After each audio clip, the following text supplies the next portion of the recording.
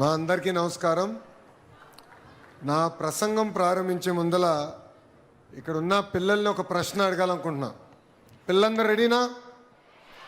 ఇంపడట్లేదు, రెడీనా? ఇక్కడ ఎంతమంది ఐఏఎస్ అధికారులు అవుతారో చేతులు పైకెత్తండి. ఓకే, చేతులు దింపండి అమ్మా. ఎంతమంది ఐపీఎస్ అవ్వాలనుకుంటున్నారు? చేతులు పైకెత్తండి. పోలీస్. ఓకే, ఎంతమంది డాక్టర్లు అవ్వాలనుకుంటున్నారు? ఇంజనీర్, లాయర్లు తగ్గిపోయారు. Okay, most important question అడగబోతున్నా.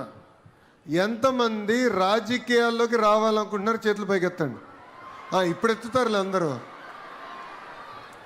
ఎందుకు అడుగుతున్నానంటే, గౌరవ ముఖ్యమంత్రి గారు ఒక కుటుంబంతో కలిసారు. ఆ కుటుంబంలో 5 పిల్లలు. ఎవరు ఒక్కరు కూడా రాజకీయ నాయకులు అవుతారని చెప్పలా. గౌరవ ముఖ్యమంత్రి గారు పక్కన కూర్చొని కూడా అందరూ ఐఏఎస్ అధికారి అవుతాం, ఐపీఎస్ అధికారి అవుతాం అని చెప్పారు తప్ప ఒక్కరు కూడా రాజకీయాల్లోకి వస్తారని చెప్పలేదు. సో తల్లిదండ్రులు కూడా కోరుతున్నా, బాగా చదివిన వారు కూడా రాజకీయాల్లోకి రావాల్సిన అవసరం ఉంది. సమాజంలో ఏ మార్పు అయితే మనం ఆశిస్తామో అది రాజకీయాల ద్వారా ఆ మార్పు మనం సాధించగలుగుతామని ఈ సభాముఖంగా ఇక్కడున్న తల్లిదండ్రులందరికీ నేను తెలియజేస్తున్నా.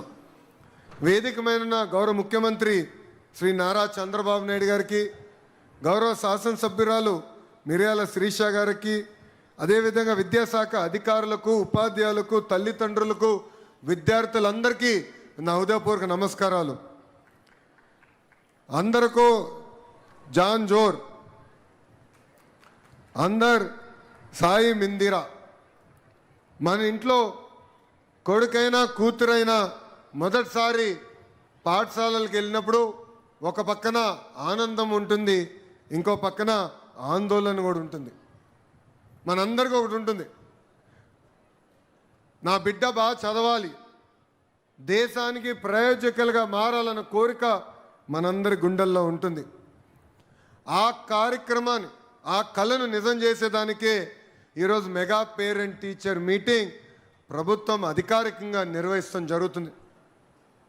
ఇక్కడనే కాదు, 43,000 పాఠశాలల్లో లక్షలాది మంది తల్లిదండ్రులు, పిల్లలు, ఉపాధ్యాయులు కలిసికట్టుగా కూర్చుని మన పిల్లలు ఎక్కడ చదువుతున్నారు, ఏం చదువుతున్నారు, రాబోయే రోజుల్లో ఏం సాధించాలనుకుంటున్నారో చర్చించేదానికే ఒక అద్భుతమైన వేదిక ఈ మెగా పేరెంట్ టీచర్ మీటింగ్. నేను విద్యాశాఖ మార్చులైనప్పుడు గౌరవ ముఖ్యమంత్రి గారు ఒకే ఒక హామీ ఇచ్చా. ప్రభుత్వ పాఠశాలలకి పూర్వ వైభవం తీసుకొచ్చే బాధ్యత నేను తీసుకొస్తానని ఆనాడు గౌరవ ముఖ్యమంత్రి గారికి నేను హామీ ఇస్తాను జరిగింది. దాంట్లో భాగంగా ఈరోజు మనం 2వ అడుగు వేస్తున్నాం. ఈ ప్రయాణం కేవలం ఒక లోకేష్ వల్లనే సాధ్యం కాదు. తల్లిదండ్రులు, విద్యార్థులు, ఇంకో పక్కన మాకున్న అద్భుతమైన ఉపాధ్యాయులు, ముగ్గురం అనుసంధానం అవుతేనే నేను ఏ మార్పు అయితే ప్రభుత్వ పాఠశాలలో సాధించాలనుకున్నానో, తీసుకురావాలనుకున్నానో అది నేను చేయగలుగుతాను. రంపచోడవరం నియోజకవర్గం వచ్చినప్పుడు నాకు నూతన ఉత్సాహం వచ్చింది. ఈ నేలలోనే పోరాటం ఉంది, ఈ నేలలోనే పౌరుషం కూడా ఉంది. స్వాతంత్ర సమర యోధుడు అల్లూరి సీతారామరాజు గారు నడియాడిన నేల, గొప్ప నేల రంపచోడవరం. గిరిజన ఆత్మగౌరవానికి పోరాడిన గొప్ప నేల ఈ రంపచోడవరం గడ్డ. రంపచోడవరం అడవుల్లో అల్లూరి సీతారామరాజు గారు స్వాతంత్రం జ్యోతి వెలిగించారు. ఆ జ్యోతి దేశభక్తిగా ఆనాడు మారింది. ఒక అల్లూరి సీతారామరాజు గారు, గత్తం దొరగారు, మల్లు దొరగారు, కొమరం భీం గారు చేసిన పోరాటాలే ఇక్కడున్న విద్యార్థులందరికీ ఒక మార్గదర్శకం. ఇక్కడ నేను చూసా, గిరిజనులో ఒక పట్టుదల, ఒక మాటలో చెప్పాలంటే మొండితనం, ఎక్కడ ఉండదు.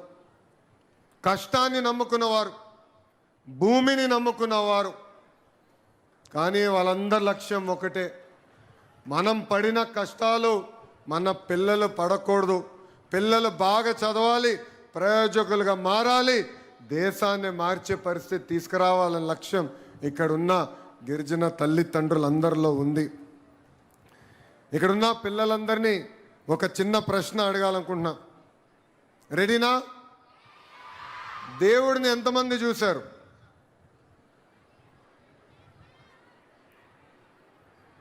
చూడకపోయినా మనం దేవుడు నమ్ముతున్నాం కదా. ప్రేమ ఉంటే, ప్రేమ ఉన్న చోటే దేవుడు ఉంటాడు, సేవ ఉన్న చోటే దేవుడు ఉంటాడు, త్యాగం ఉన్న చోటే దేవుడు ఉంటాడు. ఇక్కడున్న పిల్లలందరూ విషయం గుర్తుపెట్టుకోవాలి. మన జీవిత ప్రయాణంలో ఇద్దరు దేవుళ్ళు ఉన్నారు. ఒకటి మన తల్లిదండ్రులు, రెండోది మన ఉపాధ్యాయులు.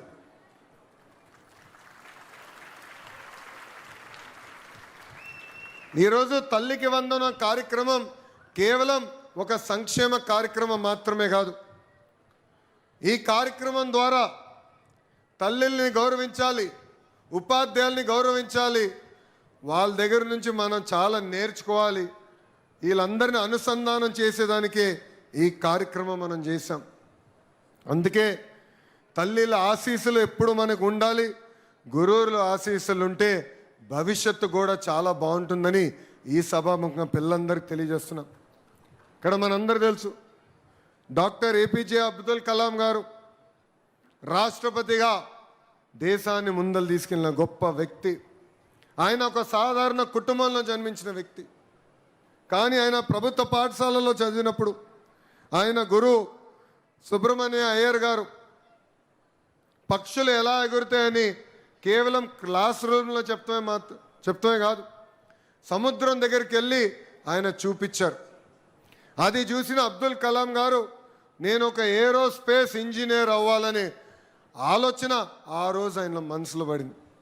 అక్కడి నుంచి ఒక మిసైల్ మ్యాన్గా ఏకంగా భారతదేశ రాష్ట్రపతిగా ఎదిగిన గొప్ప వ్యక్తి అబ్దుల్ కలాం గారు. ఆయన ఎంతోమంది అడిగారు ఈ స్థాయికి వచ్చిన కారణం ఏంటి, ఎవరు ఆశీస్సులతో మీరు ఈ స్థాయిలో ఉన్నారంటే, ఒక పక్కన మా తల్లి, ఇంకో పక్కన మా ఉపాధ్యాయుల వారిని నేను ఈరోజు ఈ స్థాయికి వచ్చానని చెప్పిన గొప్ప వ్యక్తి ఏపీజే అబ్దుల్ కలాం గారు. నేను విద్యాశాఖ మార్చులైన తర్వాత కరెక్ట్గా 3 నెలల క్రితం ఒక వావ్ మూమెంట్ నాకు కలిగింది. నేను మొదటి పేరెంట్ టీచర్ మీటింగ్లో గౌరవ ముఖ్యమంత్రి గారు విషయంలో హామీ ఇచ్చారు. సార్, ఈరోజు పేపర్లు ఎప్పుడు చూసినా లేదంటే టీవీ ఛానల్లో ఎప్పుడు తిప్పినా ఏకంగా 1, 1, 2, 2, 3, 3 అని ర్యాంకులు వస్తాయి. అది కేవలం ప్రైవేట్ పాఠశాలలకే వస్తున్నాయి. నాకు 2 సంవత్సరాలు ఇవ్వండి, ప్రభుత్వ పాఠశాలలో కూడా అంత అద్భుతమైన ర్యాంకులు నేను తీసుకొస్తా, ఆ పిల్లల ఫోటోలు నేను పేపర్లో వేస్తానని చెప్తాను జరిగింది. ఈరోజు ఈ వేదిక నుంచి గౌరవ ముఖ్యమంత్రి గారికి నేను తెలియజేస్తున్నాను. సార్, మనం జరిగిన 10th క్లాస్ ఇంటర్ ఫలితాల్లో ప్రభుత్వ పాఠశాలలో చదివిన పిల్లలు అద్భుతమైన ర్యాంకులు సాధించారు. ఆంధ్ర రాష్ట్ర చరిత్రలో ఎప్పుడు లేని విధంగా ప్రభుత్వమే పేపర్ యాడ్ ఆ పిల్లల ఫోటోలతో వేయించి ఎక్కడ కానీ గౌరవ ముఖ్యమంత్రి గారి ఫోటో కానివ్వండి, మంత్రి గారి ఫోటో కానివ్వండి, ఎవరు ఫోటో